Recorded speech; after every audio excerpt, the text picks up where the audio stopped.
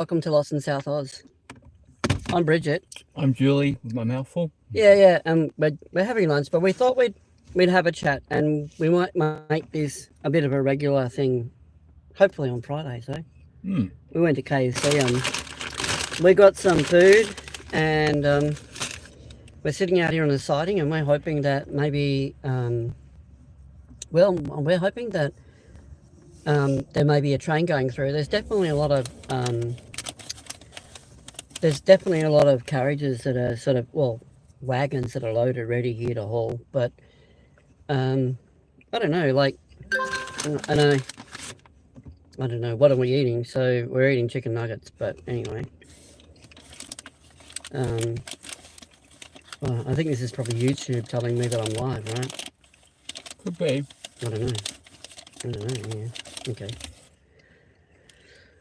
But are you there with the chat saying hello to people? Yep. So if anyone wants to ask questions or say hello, or that's why we're here. It's been pretty hectic, another hectic week. I guess there's a bit of blowback from, there's a little bit of blowback from all the work I did, because I'd screwed up the header and footer, I call it, like the introduction and the outtake, where we have all the information about the channel and who we are, and we put the title of the video in, and there's a bit of a music and intro, and all that the volumes got set to full for some reason. Yep. Yeah, and that was a bit sort of drastic, because people watch our videos on many different platforms, PC, phone, computer, TV. A lot on TV, yep. And people are like, oh, look, can you get your volumes all, worked out? I mean, a lot of people don't like wind, but wind is the fact of life. If you're out there in the big world, you can't turn the wind off. You can put something over your microphone to muffle it, but even those people using those fancy microphones, if you get onto those big channels that have got 500,000 subscribers, and they've got those really expensive microphones, and even they're getting wind. And that's the reality. You can't turn the wind off. No. You burp, you fart, it's going to happen on your microphone. There's a big reality. I hadn't thought of it that way, but yeah. Yeah, and if the Mother Nature sends you a gale, it's going to get in your microphone. And they're just some facts of life. We can try and filter those out by sticking a sock over your microphone, but you can, if you're rich, you can get expensive software and try and play with the audio. I guess with like AI, there is some, when you ask some questions by YouTube, when you're uploading a video, it says, is this content altered? And I think they're talking about AI altered content, but the reality is, not one video you see on YouTube isn't altered. They go through and they edit it, and they chop it up in little segments, and they add music, and some people have Adobe Photoshop and Adobe whatever music maker and film maker and stuff, and they spend a subscription of $400 or whatever it is a year, and it is a content altered that's referring to AI stuff. Yeah, I know, and you're seeing a lot of people out there are borrowing people's content as well, and on this channel, and it's my channel basically, on this channel I don't allow anyone to use the content. Obviously the music that I select is from YouTube's audio library, and it is licensed under under there. Yeah. And that's up to YouTube to add or subscript and up to the content providers that own that content to decide whether they want to share it with YouTube creators at all. And that is an agreement between YouTube and those content providers, not and that's and that's the thing. A lot of channels now are getting struck because they're borrowing other people's content, and I tick the box that says, you can't reuse my content, and as a creator, I'm entitled to say that. I mean, yes, I'm not stupid. There are people out there who are going to download people's content, but if you're going to re-upload it onto a platform, Look, we've seen videos that are Yeah. basically a compilation of other people's Yeah, footage. yeah. They just sit back and And- do nothing, and then add in pictures that they borrowed from the internet. Yeah, And look, it is a form of content. Don't get me wrong. I agree. It is a form of content, and there is a lot of people out there that watch AI. And if that's your thing, quite happy for you to do it. But I guess I'm not willing for people to put me out of context and put me yeah, up in on their video, because there's too many people basically taking the piss. Basically, well, yeah, that can happen. you know, and I work hard, and Julie, we work hard. There's a lot of Yeah, stuff that goes into making a video, there is, and you know, I'd like credit for what I've done or what I haven't done, or you know, or be called out for something I've said, but not taken out of context, and definitely not used on other platforms, X and Twitter and Yep. whatever it is. I you know, I make shorts and I put them onto Instagram, and they then get reposted to Threads and into Facebook. And but I'm the content creator. yeah, We yeah. take the pictures, you take the photos, I take the video. And the Shorts Bridge puts the shorts together. It's Yeah, it's and- her work. It's, and I'm allowing them onto those platforms. So if the only platforms we have is YouTube, and Instagram, Instagram, and And Threads, Threads, and and Facebook. Facebook, and then you have your we have the web page. Yeah, You know, yeah, and forgot you'll about find that. that in our. Oh, there's someone here. okay. You'll find that. Oh, Temple. Hi, Temple Transmission. Well, no, that's Barry. Hi, Barry. G'day, Barry. Hey. How you going? Julie's texting to you. Yes, this is hi, Barry. Yeah, I haven't seen you and Danny on for a while, but been looking out for you, and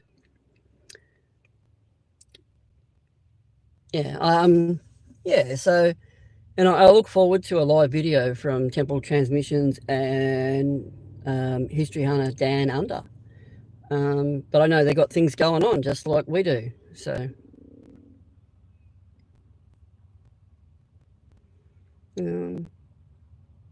Well, how are we? How are you? Yeah, not too bad. Yeah. So I was just reading Barry's text. Easily ask how we are, you know. Yeah. You know. Yeah, sorry, Barry. I'm reading it on the screen here. Oh, reading on screen. Okay, cool. Yeah, all good. Cool. Yeah. Yeah, look, we're doing well. I mean, it's very cold here in South Australia. Our winters here get bitterly cold, and Yeah. as a subsequent, you've got to live with a reverse cycle air conditioner, and that brings in colds and stuff. I mean, it depends on how you look at it. I mean, we actually can't afford to run this big. What is it? How many horsepower is our damn thing? Oh, I don't know. It's a good one. It's a giant one, about 8 horsepower or something, and it's 8. You know, it transmits to 8,000 watts. Yeah, we've got other things we'd rather spend money on than like electricity bill. And keep reading. Oh, sorry. Yeah. Okay. Yeah, it pops up quickly for me, but yeah, we got other things we want to spend money on, like, you know, equipment and stuff like that. 27. 27. Oh, that sounds nice. Yeah, that sounds nice. We're lucky. We're lucky to hit 18 here. It's pretty disgusting, actually. Yeah, last summer was pretty much over 30s day in, day out, and Yeah. now winter seems to have just got cold. Yeah, and like I said, we get over, you know, over 40 heading towards 50 in South Australia in the summer, which I don't know what that is in Fahrenheit, but I'm assuming it's over way over 100 in Fahrenheit. Yeah, it is. It's up around The the 120 mark somewhere. Between the 110, I'm just going to plug in the battery, and about 100 and 120 mark. But right now, it's, what is the temperature now? I'll see if I can get Google temperature, get the temperature up here. We did come here to talk about trains and about history, but you know, But that's cool. we're People doing an intro, come right? in and yeah. And you know, and believe it or not, Barry, I do love sitting there, even if I'm not on the channel. I do like just sitting there and listening to you guys just chatting, just chewing the fat, you know, if you want to put it that way. And sometimes I just That's what we call it over here anyway, chewing the fat. It's 16.5 degrees Celsius right now, with a maximum of 18 today. And it's quite warm in the car. Yeah, we're facing the sun, and we've got the sun coming in through the windscreen. And and we tend to do a lot of sitting on the side of the road alongside the railway loads, trying to catch trains and or trying to film stuff. Here we're sitting facing a railway yard. So if you see me glancing away from the camera a bit, it's because I'm seeing if any trains are coming out. And who's that saying hello? Sue-Ann. G'day, Sue. Hey, Sue. Sue's my sister, and I'm, you know, good to see you in there. And Sue will tell you it's bloody cold here in South Australia right now, and yep, yeah. So anyway, where was I? Not eating chicken nuggets, that's for sure. Where were you? I have no idea. Yeah, I don't know. Danny and I talked a load of rubbish. Usually, look, you know, I think we all can rabbit on. I call it rabbiting on. I don't know, and we actually, I guess on this channel, as you probably realise by now, yeah, Jarm is what? Julie. Yeah. Well, that's our website, right, Jarm? Yeah, it's on Jarm. Jarm Live Lost in South Oz. And lib.me. And on that website, you can find a lot of stuff, basically trains, or history. Yeah, I need to get more content up there on the website. Yeah, I mean, having time to just do that. I mean, but, you know, like I said, our stuff goes on to many platforms. It doesn't go on X. It doesn't go on Twitter. So if you see our stuff on other platforms other than what is mentioned on YouTube, then someone has stolen our content. Yeah. Just so you know, it's not us.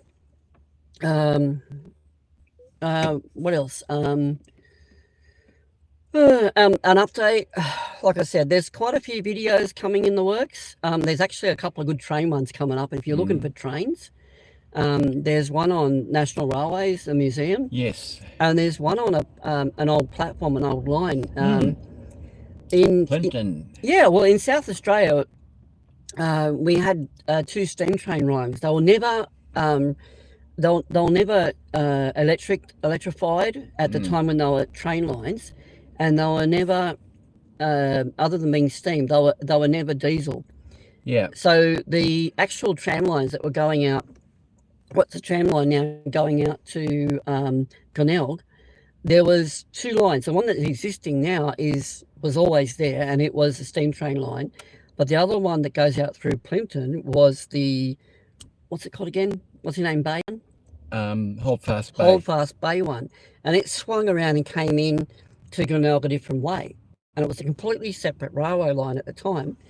And it's become a ghost line. So there's actually a video coming up, not this one coming up next on this weekend, but the weekend after next. And that's when the railway lines start flowing through. And then after that, I think we got some road trips and stuff. So okay. But the next one coming up is I actually head back out to Salisbury Munitions Plant and head around the back of the bomb making facility out there, the bomb plant. And it's got all these, I mean, the reality is out the back there, you've got all these bunkers, and in the middle of these bunkers is where they filled all the bombs.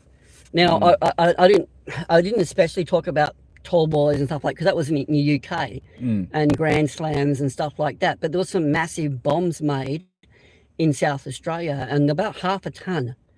Anyway, so I went around the back of the bomb making facility, and basically it's a bunker place, and in the middle of it, it's a little bit like the cartridge filling facilities. Yeah. Except they've got blast mounds around them, exactly, but this whole thing is surrounded by blast mounds, and it's got lightning rods on it, and they're all connected by wires. And for obvious reasons, they don't want, you know, to be struck by lightning. No. And, you know, I mean, so So I guess I went round to the other side of all where they and did all the filming out there and zoomed in and showed people what a bomb making factory was. I mean, we're not talking little bombs. We're talking, the size of your car, and that they dropped out of planes. Unfortunately, I can't get in there. I didn't get in there, but we had a look at the factories from the outside. Yeah. And it's all on Commonwealth land. And the hard bit about South Australia is if it's military and Commonwealth land, you can't even take a camera, a phone, and if you're caught, they'll arrest you. And I believe that they have lots of signs up threatening all that. Yes, and the laws here are a bit different. Yeah, your dad told you, yeah. And, we have our own little Area 51 here, and, everyone has their intelligence and their testing facilities, and we're just not allowed to take a camera there. And, I don't especially want to And even with driving past the signs of sort of threatening, don't point your phone in this direction, don't point your camera in this direction. Yeah, or we're going to arrest you. And yeah, it's a little bit intimidating. Daunting, intimidating. And you want to talk a little bit? I want to eat some chicken nugget. Yeah, I've been looking at these for a while. Oh, okay. And, you sat in the car. Yeah. But yeah, on that occasion, I sat in the car and let Ridge wander with the camera. It was early in the morning, and you're not a morning person. I'm not a morning person. And sometimes I'm out there, like at Hendon, I'm out there with the camera by myself. And it can be like the hard thing when you. What's that? The police are very twitchy about filming things here. Yes, they are very twitchy. Like you can't take a drone, but not just military. You can't go around airports and stuff. And you see a lot of Australian people doing that. I mean, that's on their own head. But the big reality is, in South Australia, to explain it, there's a lot of South Australia that isn't surrounded by military, but in the northern area of South Australia, there's a lot of military up here. And I think, yes, and I don't blame them. I guess. Yeah. Look, and there's a lot of military up here, and look, South Australia has played a massive role in defending our shoreline. More than we realised when we moved here too. Yeah, well, we had to learn that too. Like I grew up in New South Wales, and I'm not sure where all our viewers understand where New South Wales is. New South Wales is on the east coast between Victoria and Queensland. Behind us, basically. A long way behind us. We're on the southern coast here, and we're sort of like, there's a little boot down the bottom, and it goes across to the around the light there. The Nullarbor Plains, which I believe it's been described, the railway line has been described as the longest straight railway. It is the longest straight section of railway. Yeah. And if you're a railway buff, you probably should know that anyway. But I say buff, I mean an enthusiast.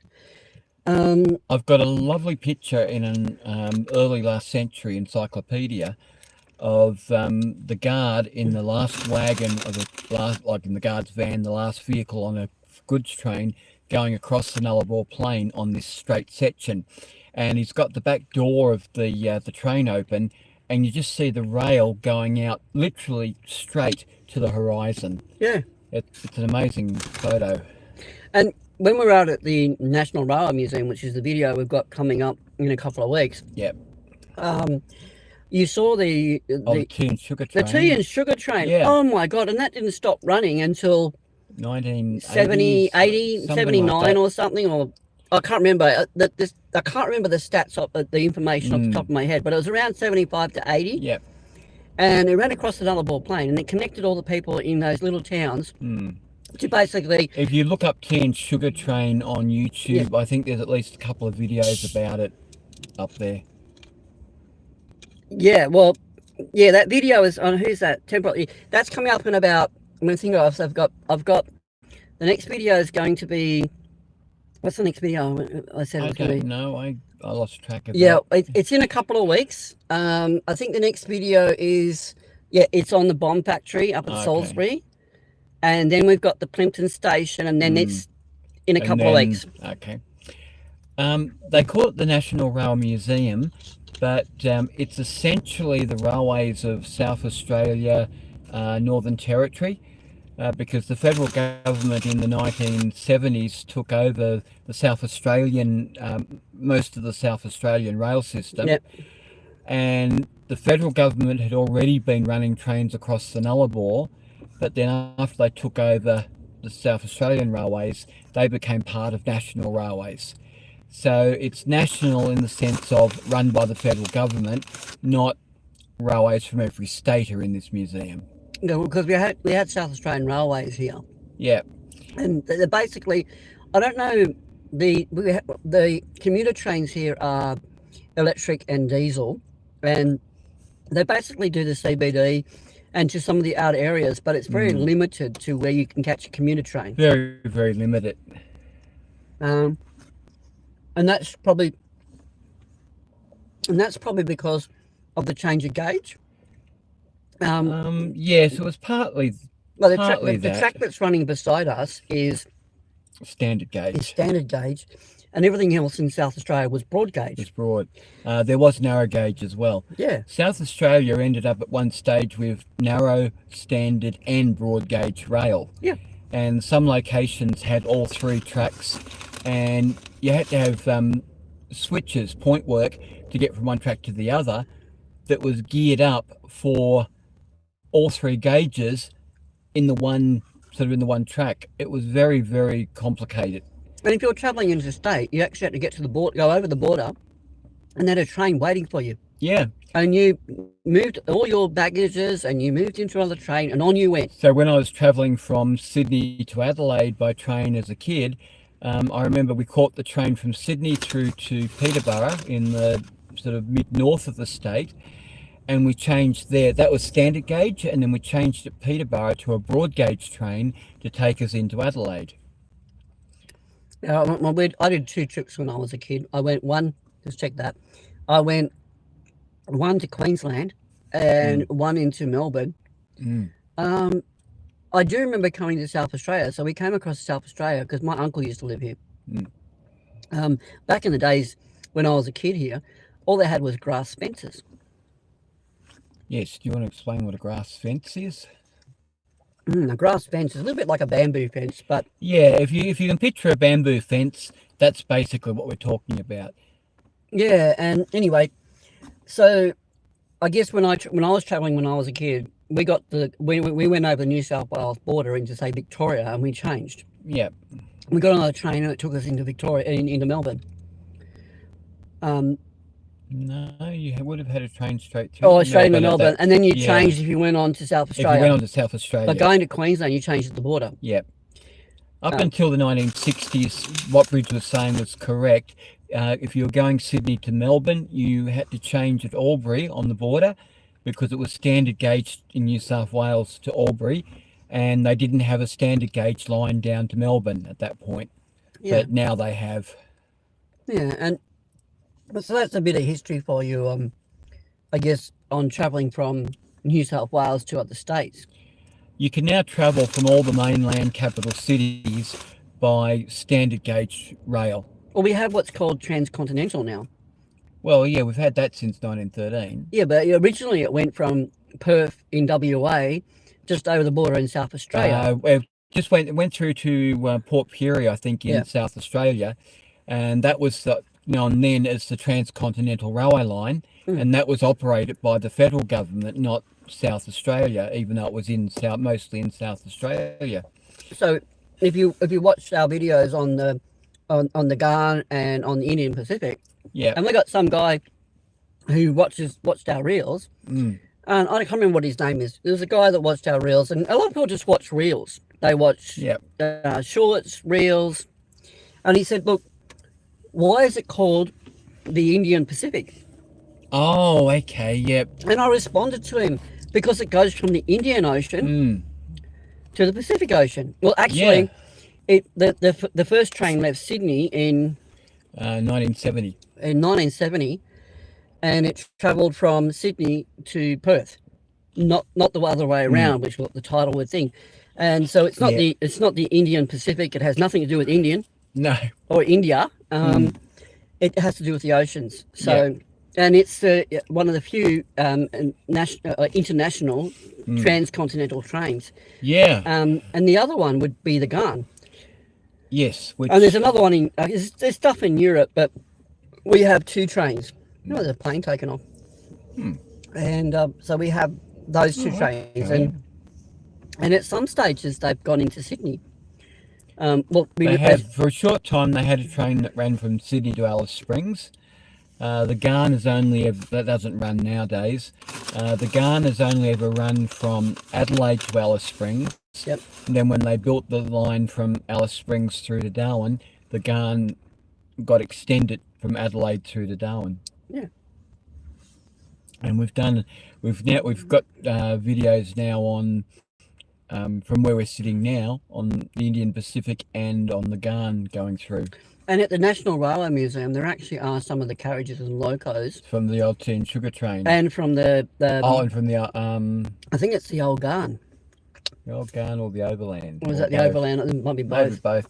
I don't remember. But the old, I mean, we went away from the old tea and sugar train, and they actually had the Commonwealth Bank. Yeah. A bank is one of the carriages. They had a butcher's car. Yep. A general store. Yes. Any more questions or anything else? No, I'm just been checking. And I'm basically walking into the old bank, the old Commonwealth Bank car there. It was like slipping back in time in the days when we actually had to fill up a deposit and withdrawal slip. Yeah. And you walked up to the teller and you slipped this piece of paper under the counter. Yeah. With your signature on it, with your passport. Yeah. And they then checked your signature was correct with a black light signature checker. Okay, I think we're back. Connection's lost.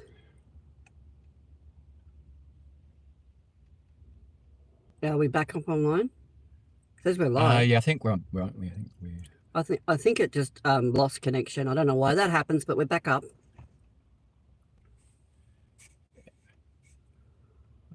Okay. Yep, I've got a live connection. And is anyone else there, or have we lost everyone? No, it's still coming up 5 people. All right, I'm hanging on to it because we're in the sun. Maybe it just overheated. Yeah, sorry about that. Sorry about that. I'm hanging on to the thing. Yeah, we shouldn't have probably parked sort of in direct sunlight. What I can do is open the window, but you're just going to let it cool down a bit. There you go.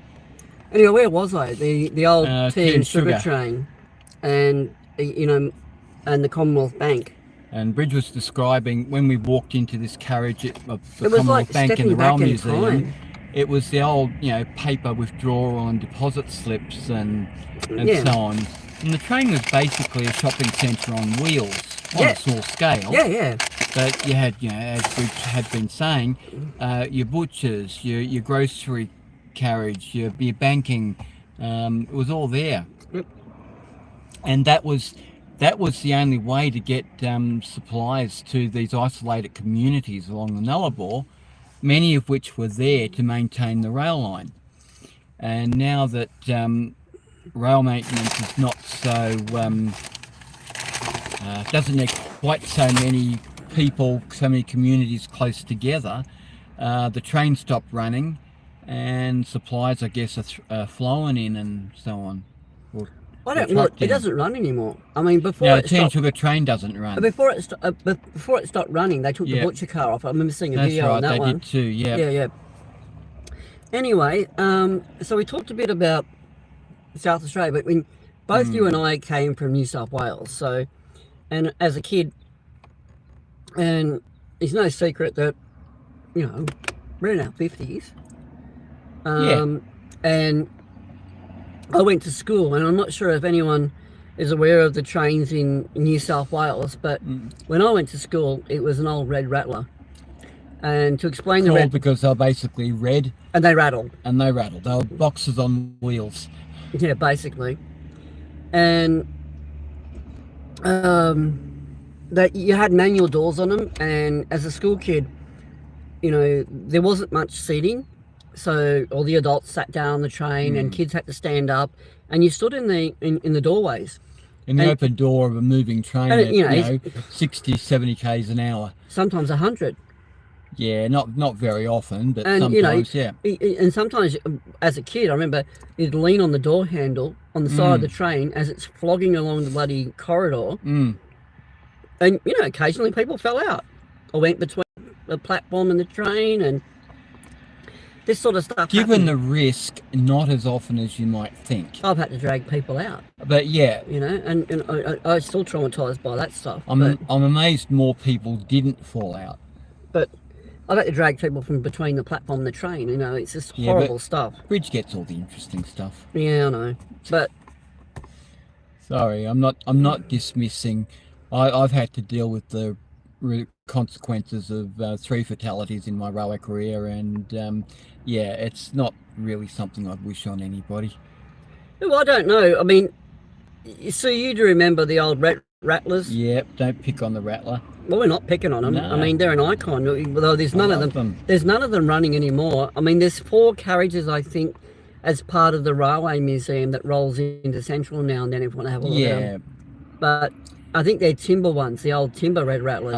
One of the carriages is, the other 3 of the preserved set of steel. Oh, I've got a builder's plate of an old timber one, I think. Well, we think it's off an old timber one. It looks like it could be. Yeah, well, they were old, you know, some of them were timber and some were steel, and that's the funny part about it all. The steel one, the timber ones went out of service mostly in the 1960s because they didn't provide much protection in case of collision. Steel was a lot more, you know, you're more likely to survive a collision in a steel carriage than the wooden. And yes, there was a few collisions. I'm going to try and put this back in the cradle and see if it can drop off, but I can hang on to it, but I don't know. Sorry, I'll hang on to it. I'm okay with that. I mean, I definitely hang on to the phone when I'm on Danny's or Barry's channel, and people seem to be okay with that. Yeah. Anyway, so when you grew up, and then when one of your first jobs, you were working on Edgecliff platforms. You used to clean the platform, and then eventually you got to driving. Yeah, you didn't drive red rattlers. You They went out of service at the very beginning of my railway career, so I never got to work on them. Okay. But I travelled, like Bridge, I travelled on them as a youngster. Yep. What did you end up driving? Everything from the double deck silver sets onwards through to the Waratahs. Yeah. When the Tangaras, between that, weren't they? Oh yeah, the Tangaras are an interesting looking train. Oh, boxy plastic. It felt like they were plastic and flimsy. They felt very, very flimsy. They basically had steel frames with fiberglass bodies. So they because they were relatively light compared to the earlier carriages, they used to to sway a lot more. The body roll, you'd go around it bending. The G-forces were crazy. They were quite safe, but nonetheless they didn't feel as safe as the older carriages. Yeah. I can't remember were Tangaras built in the were they built in Sydney at the old Tulloch yards, or were they built somewhere else? I'm trying to think. Because I know the Tulloch yards were at Rhodes there. I can't remember where they were built, but they were built in. Pardon me, Newcastle, I think, weren't they? Yeah, I think they were building Newcastle. They were building Newcastle. They were built in Australia anyway. I'm fairly sure New South Wales. Yeah. For a short time, Victoria, Melbourne was trialling a 4-car Tangara, just to double deck, because Melbourne's trains are all single deck still, and they were trialling a double deck, and they had the manufacturers of Sydney's Tangaras had a spare 4-car set, and they sent that down to Melbourne for trials, but it didn't work out, and that set was eventually scrapped in Melbourne. Yeah. So, what are some of the experiences that you liked being a train driver, running around the Sydney circuit? Was there any good times? Oh, gee, there was, like most jobs, you had good days and bad days. Well, management were definitely, management in any job had, pains in the butt, but they could be pains in the butt, but most of the time, if you didn't draw attention to yourself, they left you alone. And if nobody complained about anything you did, then they left you alone. Yeah. But I certainly, had my share of things I, got wrong, and my share of complaints. But it was just part of the. I guess the notable differences I've noticed between South Australia and New South Wales, and that would have to be, the automatic braking systems that were actually on the track. Oh, the trips. The trips, yeah. Okay. I mean, you see, I've actually noticed they've got a couple of those in the. Someone keeps coming and going, but yeah, I've actually noticed in South Australia, looking at the modern sort of the electrified lines, that there are trips there. But there is. Okay. Yeah, we just paid more attention here than I have. Yeah, and in Sydney there was less trips. When they you had what's called spatting, and they had trips at the end of the platform. Okay, I'll clarify a little bit what Bridge is getting at. SPAD, spelled S-P-A-D, is just an abbreviation or an acronym for signal passed at danger. Going through a signal that was at red for stop. And when they introduced electric trains in Sydney in the late 1920s, along with the electric systems for running the train, they introduced what they called trips at the signals. And there was a lever at each end of at the bottom of the carriage at each end of the train, and there's also a lever at the bottom of each signal. And if the signal was at stop, the lever with that signal would be raised. And if a train happened to go past that signal at stop, the raised lever at the signal would hit the lever at the front of the train, and that would the braking system was done by air pipes, and that would those two levers hitting each other would open a hole in the brake pipe, the air pipe of the brake, and that would let air out of the system and put the train brakes on automatically without the driver actually having to do anything. And then the train, of course, would come to a stand, and even though the train had already gone past the signal, it usually came to a stand before it risked having a collision with another train or a derailment and so forth. So it was a good safety system. And Bridge was saying a similar system has been introduced here when they introduced electric trains around Adelaide. Yeah, I've noticed a similar braking system laying in the bed. But up until the electric trains, I mean, you go out on the network past the electric system that's there now. Yeah, the old steam trains, they didn't have any. They didn't have systems like that. I think they trialled related systems, but I'm not sure of the technical details. I mean, I remember I did a poll recently asking people, what do they prefer to travel on, electric, steam, or diesel?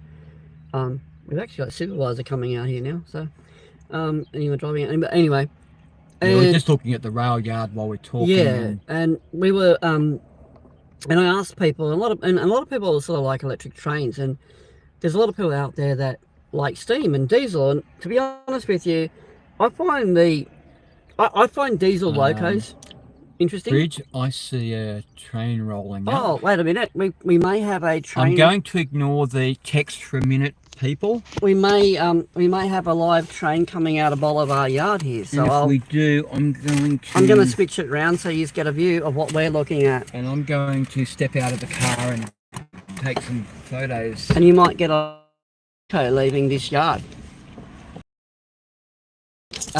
Keys out of the ignition. I've always, it's one of our things that we sort of hoped we were going to see here. So bear with us. It looks as though we've got a loco coming out of this yard, and I'll zoom in for you. And there it is. And yeah, look, if you like trains, I mean, this is a, it's a, I don't know, are they just shunting the, are they just shunt, is that just a shunt?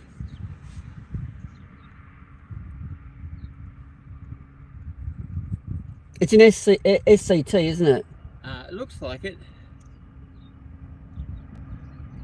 And he's backing up now. Yeah, it's an SCT loco.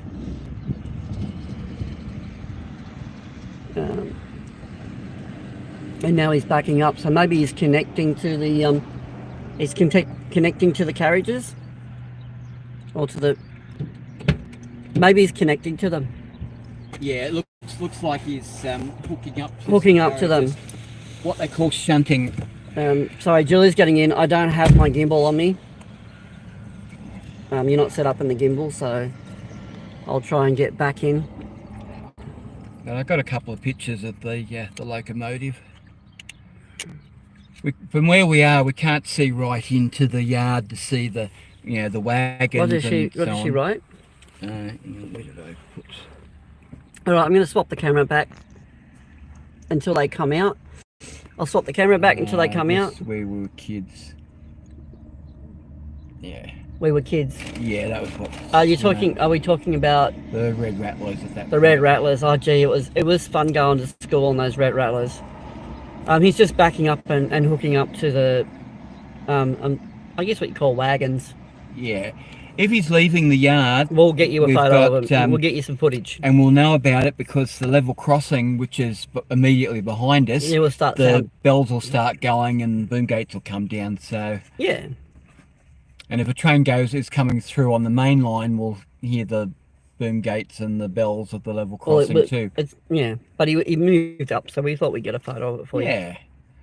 I've got a nice zoom on my camera so I can... Anyway, so we'll get back to where we were. Any questions, anyone? Where are we up to? I don't know, is Sue still there? Yeah, we're talking about trips on the signals and... Yeah, we took what they call SPADs.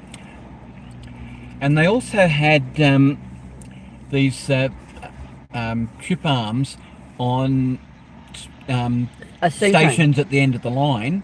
Yeah. That were like terminal stations, and they'd have a trip arm that was permanently raised at the end of the platform, so that the train couldn't go past the platform without the brakes going on. So they'd knock the air pipe, would they? It would knock the air pipe. And I was working a train as a driver on one of these lines, and I managed to stop. The trip arm was literally right at the end of the platform. Someone's responded. At the very end. And I managed to stop the train with the trip arm on my train right on top of the trip arm at the end of the platform, and it knocked the air out of the brake. He said the trip cock, yeah. Trip cock. Yep. We just call them trips for short, but yes, you're right. They are trip cocks. They're air cocks. And I managed to stop right on top of the trip at the end of the platform, which I said knocked the air out of the brake pipe. I was already coming to a stop, so that wasn't an issue, but I was literally millimeters too far. Yeah. And what that meant was I had to get down, latch up the trip arm, and I cut it out, as they called it. Yep. Put it out of action at that end of the train, so that when I changed ends, I was able to cut in to drive from the other end, because we were changing ends. Yep. And it was just really annoying. Sorry. It wasn't that it was just I'd gone millimeters too far. Sorry, I'm just plugging the power in. And then when I got back to the other end of the line, I then had to reverse the procedure and cut in the trip arm that I'd cut out, so I could then drive the train. And Barry just said that terminal, I can't read it, but yep. Hang on, sorry. Terminal something. It doesn't stay up long enough on the screen when you're doing a live. Okay. Our terminal platforms have timing circuits. Yes, that's correct. We have them too. Yeah, but on normal platforms in the middle of, in New South Wales, what they just had was an arm, a trip arm. Yeah. Yeah, Barry's talking about the same thing. Yeah, okay. Uh, And it would definitely it would just take out the pressure pipe, wouldn't it? it takes out, basically puts an air in the brake pipe.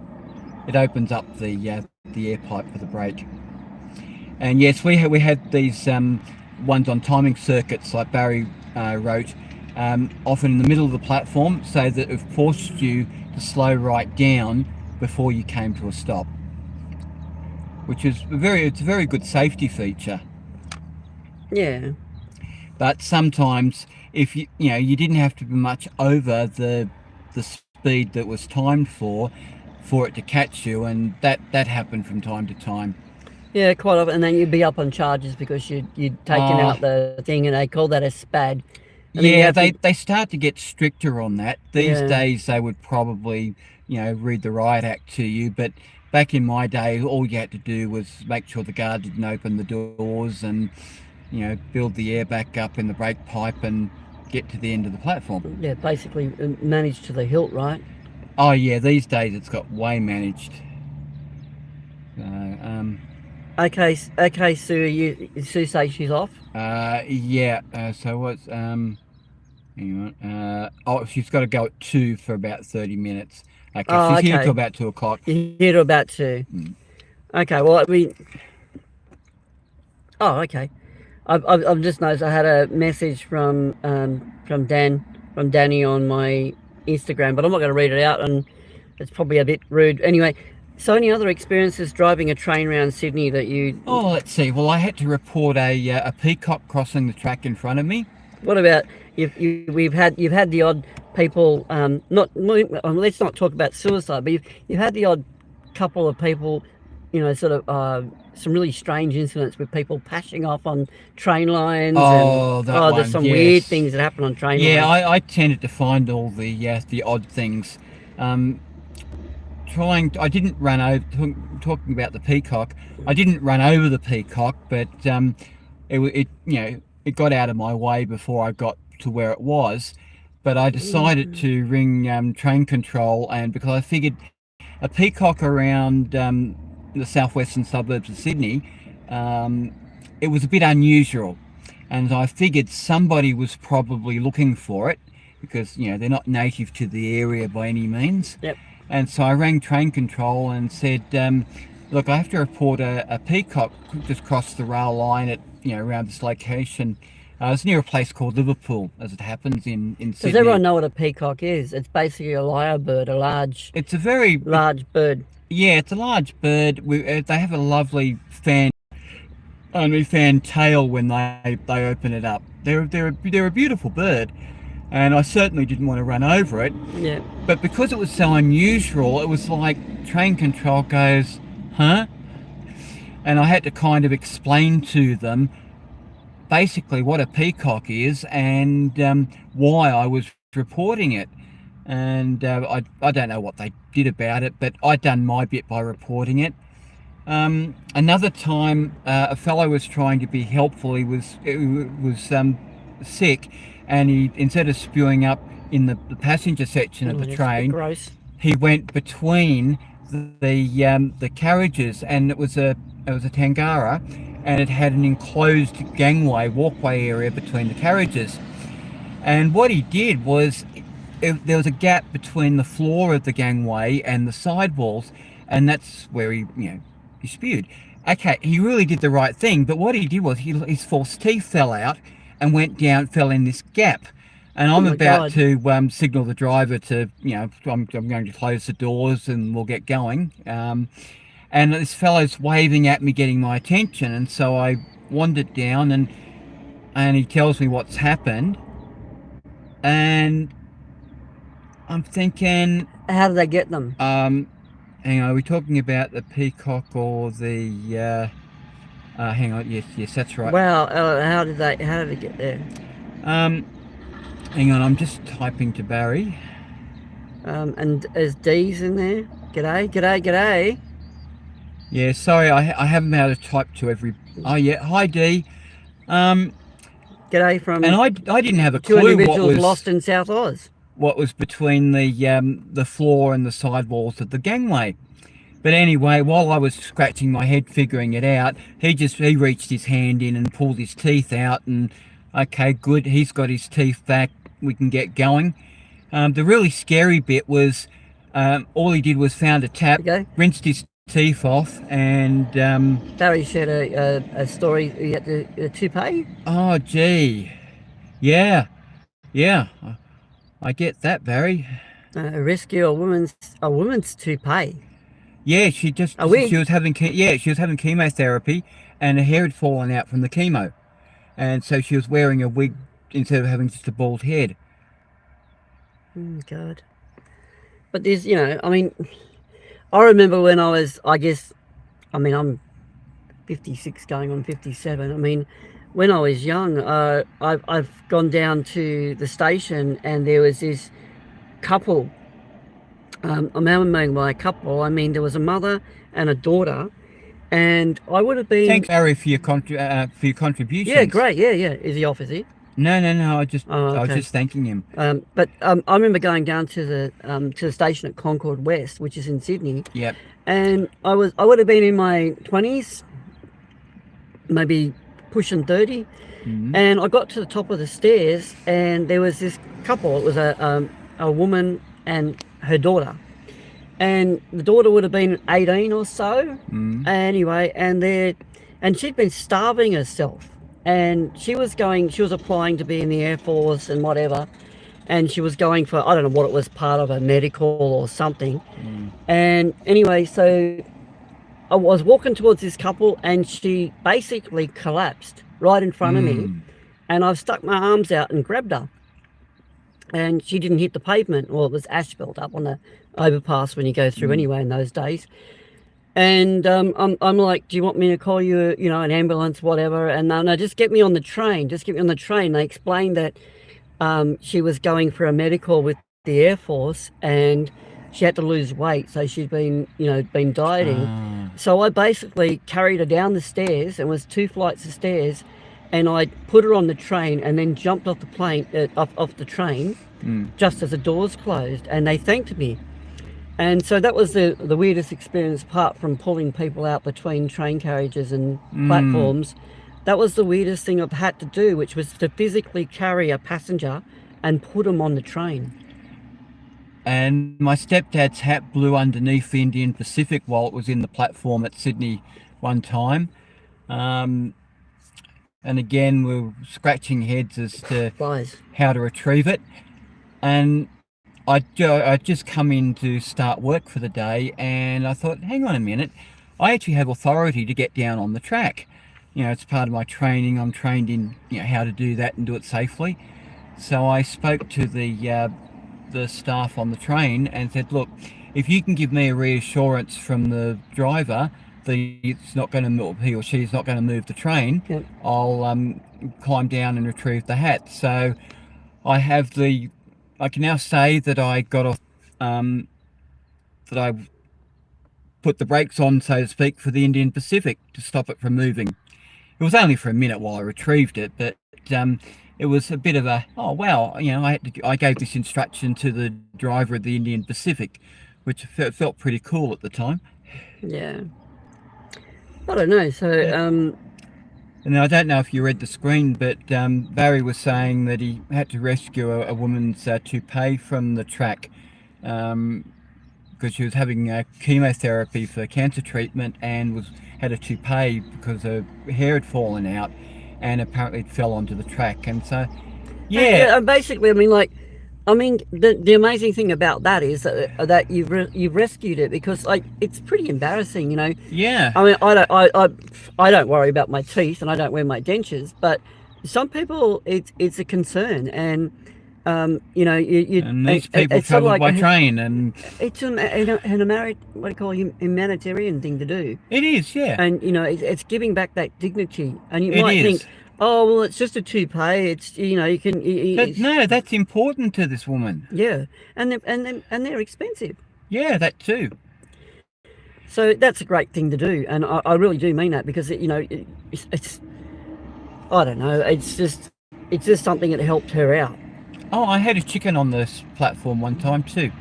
Okay. So again, staff were standing around wondering what to do with this chicken, and so having had chickens as a youngster, I stepped in and managed to pick the chook up and removed it from the station, and then I listened for because where there's a rooster, there's inevitably going to be hens. So I just listened for the nearby properties and listened for the hens and went and put the chook back over the fence. But again, you never know when these odd things are going to happen, and they don't train you in what to do with these odd things. Yeah. Well, the only other experiences I've had, I think, I've had lots of experiences with trains, and I've had lots of experiences in the outback. I mean, I spent a lot of time up in northern New South Wales as a Jillaroo and working on stock routes. And I guess the interesting thing about with cattle stock routes, TSRs, is that they tend to be along in areas that sometimes in railway areas and along sides of roads and stuff. And back in the day, I guess it was like early 90s, 80s, and you would drove cattle with a motorbike, with a trail bike, an iron horse, and you'd be pushing cattle along, and you obviously if a bull has a heap of cows, you don't move it, you just leave it out, you don't put it in the brake. And so quite often you'd be pushing them across the tracks, and you have to ride your dirt bike, and you'd be hurling along, and you'd be jumping the tracks with your dirt bike. And you pretty much have to know what you're doing, because like I just fly across the tracks anyway, just jump them. Well, yeah, but bridge is weird like that. But that's the life of a drover, and and like I said, I've had lots of experiences around rail, and I think the thing about a lot of people have said about our channel is, look, most people are happy with rail, and the thing is that rail seems to be a part of everyone's life. Whether you catch a train, whether you put goods on a train, or, rail is not just for passengers, it's for transporting goods, the whole 9 yards. And there's something about a train that lends itself to being what they call, personified. We call trains, he and she, like, usually like cars. she, like we do sometimes with our own cars. With ships, and in a different way they have a different feel to them than road trucks. People that drop AirPods. Oh gee, Yep. But do you go back for the person's AirPod? Yeah, apparently. Yeah. I mean, they're not cheap, are they? No. And so, one way or another, trains just seem to be,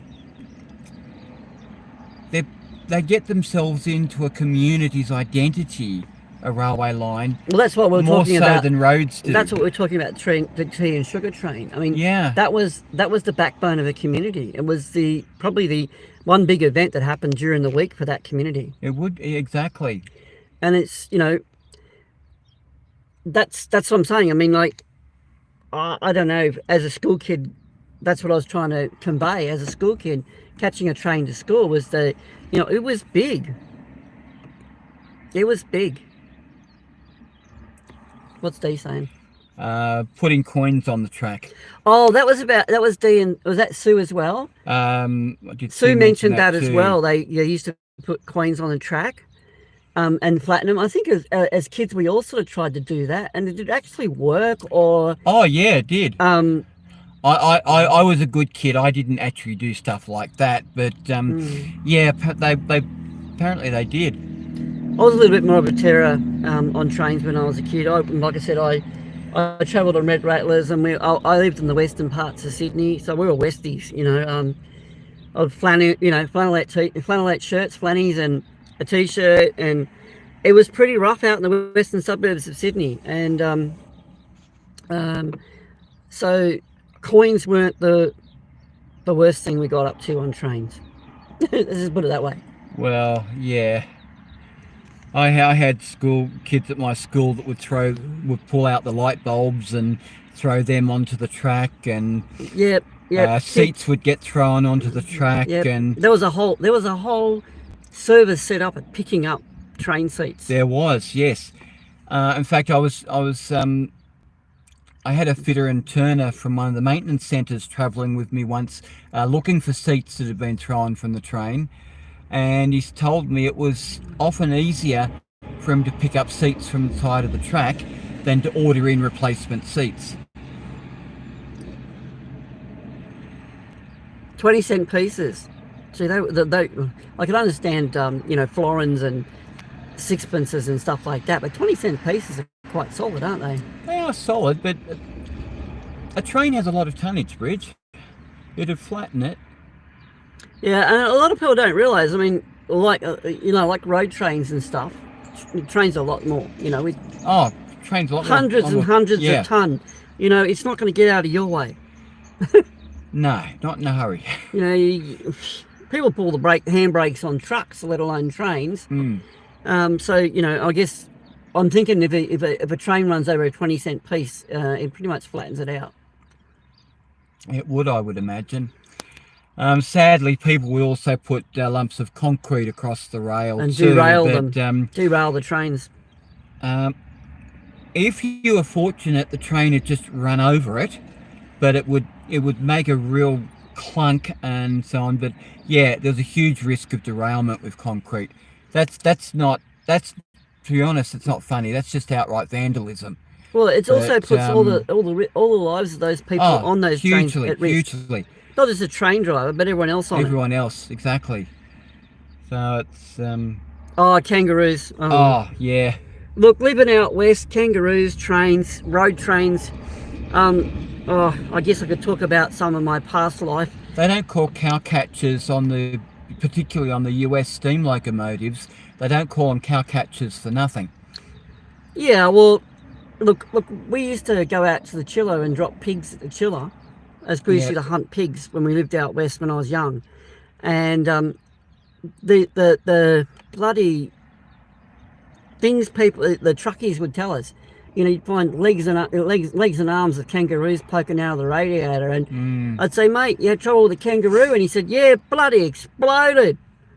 I said, how fast were you going when you hit the bloody thing? And he said, 110, 100. Well, it's supposed to be speed limit at 100, but yeah, over 100, bloody thing exploded. And he got bits of kangaroo hanging out of his radiator. So look, I'm sure that trains have just as many problems with kangaroos. Just something I wanted to mention. What Barry was saying about retrieving things from the track. If I understand it correctly, London's trains, which is the area where Barry works. He is in the tube, yeah. He works on the tube. Their power supply to the train is by a third rail, which runs on the ground, basically alongside the track. So if you have to get, they wouldn't be wanting you to get down to the track to retrieve things, because you could come into contact with this third rail. I know Barry's on the side there. Barry has explained in the past that there is something they have to do, and able to get down on the track and disarm that, so they can make it safe. Make it safe. Whereas here in Sydney and they connect. There's something they connect on either end of to short circuit the. Yeah, there's something to do with that. Whereas in here we go, Zappo. Yep, exactly.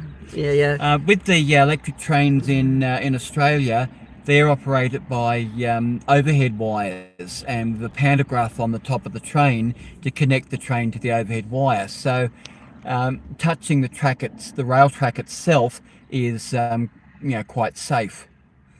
Yeah, we've only got there's the actual tracks are not live. I guess, are they live? Is the negative running through there and the positive at the top? The negative does run through it to ground, so they are part of the overall electric circuit, but they're not live as such. If that sort of makes sense. And Sue says she's going to try stay tuned and listen, but she'll be back soon. Okay, Sue. So they're travelling And if we lose you, Sue, if we're gone by, we're gone by you, come back or something. Thanks for popping in. I will say that. Thank you for your support of our channel. It's always great to have my sister support the channel and to be here every time. And thanks for everyone else that's popped in. Yeah, and but even if you the thing is, Sue says to me, whenever I'm going live, let her know, and she'll pop in. Yeah. And I really do appreciate that, Sue. I really do. But yeah, these new trains that got running around South Australia, they've only got one pantograph on them. But we've had a close look at that. Yeah. And they actually have three. There's at the driver's cab at either end, there's a pantograph between that and the air conditioning unit. And in the middle of the train, there's another air conditioning unit. And the pantograph is usually the one in the middle. And there's one either side of that. So I think there's 3 or 4 pantographs on the new. I haven't had a closer look to verify that, but whether it's 3 or 4, there would be more than one pantograph, because they've got to have it. If that pantograph, it might take one pantograph to move a 3-car train, but if that pantograph fails, then the train's dead in the water. Whereas if you've got a spare pantograph, you can lower the failed one and raise another one to get the train moving. Okay. Is Barry going? I think so. Did he say bye? I saw D-type by Barry.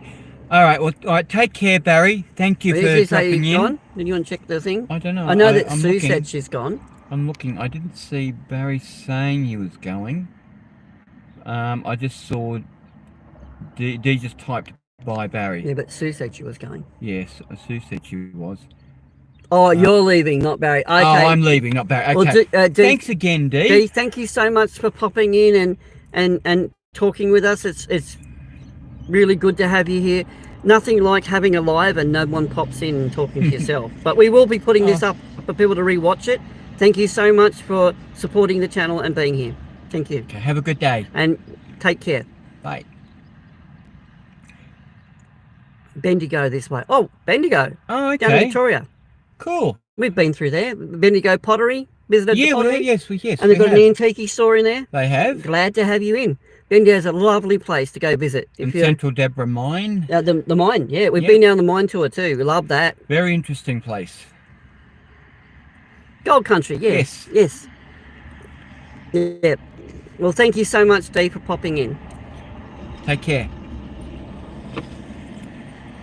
Yeah, so either way, train tracks is not somewhere that you want to play. No. Whether it's the risk of getting run over by a train, getting electrocuted, what have you, stay away. Like where Bridge and I are parked, we're outside the rail corridor. Yeah, it is cold at the moment. It's cold here in South Australia too. There's no fence between us and the rails. In fact, there's only marker posts just every so often to mark out the rail corridor boundary. But basically, you just don't go anywhere near the tracks. Yeah, there you go. I'm glad there's no fence. It makes photographing and videoing the train much easier. Well, here we don't have many fences around the corridor. They do where you've got the your son was suburban... born there, what, in Victoria? At Bendigo, Sue? I missed that. So we're having a couple of different conversations here. What is Sue my say? son was born there, Sue said, at Bendigo. At Bendigo. Oh, there you go. Bloody flies. What we got tons of here in South Australia's flies. Sorry if I'm shaking a little bit. I didn't expect to be hanging on to the phone, but the phone being too close to the windscreen shut it down. Shut it down, yeah. So I'm trying to hold it very still while we're talking to you. Well, this loco didn't make its way out, so, and Bendigo, she says, Bendigo. Yeah. Yes. And unfortunately, the only trains along here, apart from the Indian Pacific and the Ghan, which only run, 2 or 3 times a week, is freight trains. And while I have access on the internet to the anticipated timetable for the freight trains, they do essentially run to their own schedule, and you've just got to turn up and wait for an hour or two, and hopefully a freight train will go by. Yeah, and the only real steam train that I know of that runs here is the Steam Ranger. The Steam Ranger down on the south coast, and it's not even connected to the main line. No, not anymore. We have the tram museum out at St Kilda. Yep. And then there's another little train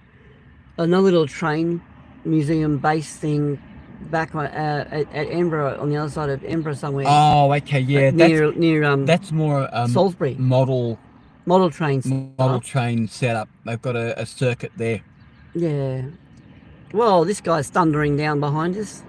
There he goes. You might see him in the rearview mirror. I'm not sure. This car just thundered down the track here. Usually kicks up a bit of dust on this dirt road. Yeah, but they don't. Some of them have. There's a stop sign behind us, and it's an intersection. And they barely stop. They barely stop at that, and it's a dirt road. Yeah, South Australian drivers are a bit scary at times.